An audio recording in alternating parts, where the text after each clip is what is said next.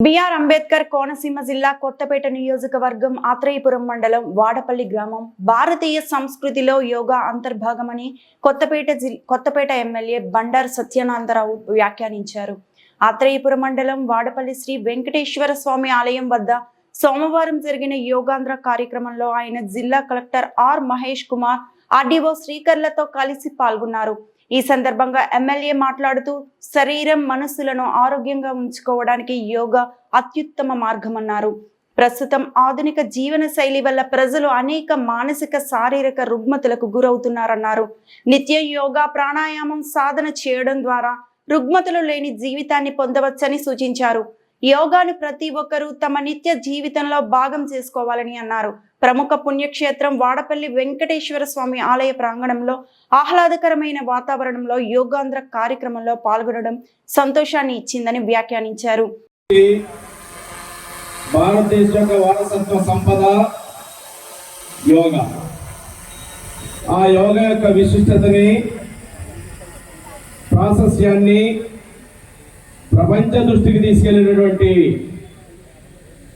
గౌరవ మన ప్రధానమంత్రి నరేంద్ర మోడీ గారు 2014 ఐక్యరాజ్య సమితిలో వారు ప్రస్తావించడం ద్వారా యోగా యొక్క గొప్పతనాన్ని, ప్రాముఖ్యతని 2015 నుంచి కూడా అంతర్జాతీయ యోగా దినోత్సవంగా ఐక్యరాజ్య సమితి నిర్ణయించడం, అందులో భాగంగా ఈనాడు మన రాష్ట్రంలో ఈ 11వ యోగా దినోత్సవం వైజాగ్లో గౌరవ ముఖ్యమంత్రి నారా చంద్రబాబు నాయుడు గారి యొక్క నేతృత్వంలో ప్రధానమంత్రి నరేంద్ర మోడీ గారు ముఖ్య అతిథిగా పెద్ద ఎత్తున ప్రపంచంలోనే ఒక గొప్ప రికార్డు సాధించే విధంగా యోగా డే జూన్ 21 ఈ నెల జరుపుకోబోతా ఉన్నాం.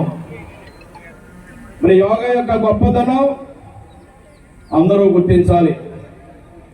శారీరకంగా, మానసికంగా, ఆధ్యాత్మికంగా అందరూ కూడా దృఢంగా ఉండాలి. ఆరోగ్యమే మహాభాగ్యం. ఆరోగ్యం మించింది ఏమీ లేదు. ఆరోగ్యవంతమైన సమాజం ఉండాలంటే యోగా కూడా మన దినచర్యల్లో ఒక భాగంగా మారాల్సినటువంటి అవసరం ఉంది. శారీరక ఒత్తిడే కాదు, మానసిక దారుణ్యమే. మానసిక ఒత్తిడిని జయించి శారీరక దారుణ్యాన్ని పెంపొందించుకోవడానికి ఎంతో దోహదపడుతుంది యోగా. ఏ రూపంలో, వివిధ రూపాల్లో ఉన్నా మనందరం కూడా యోగాని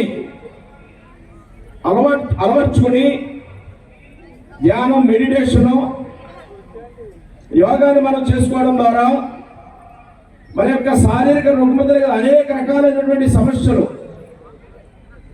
మనం ఆరోగ్యంగా, ఉత్సాహంగా మన దైనందిన జీవితంలో మనం ముందుకెళ్ళడం కోసం యోగా అనేది చాలా ముఖ్యమైనదిగా నేను తెలియజేసుకుంటూ, ప్రధానంగా ఈనాడు ముఖ్యమంత్రి చంద్రబాబు నాయుడు గారు, ఉప ముఖ్యమంత్రి పవన్ కళ్యాణ్ గారు, ప్రధానమంత్రి మోడీ గారు దీని విశిష్టతను గుర్తించి ప్రజల్లో చైతన్యం తీసుకురావడం కోసం, ఒక ఆరోగ్యవంతమైన సమాజాన్ని రూపొందించడం కోసం యోగాను ఒక భాగంగా ముందుకు తీసుకెళ్తూ వాళ్ళు చక్కటి ఏర్పాట్లు, చక్కటి కార్యక్రమాన్ని ఇక్కడ నిర్వహిస్తూ ఉన్నాం.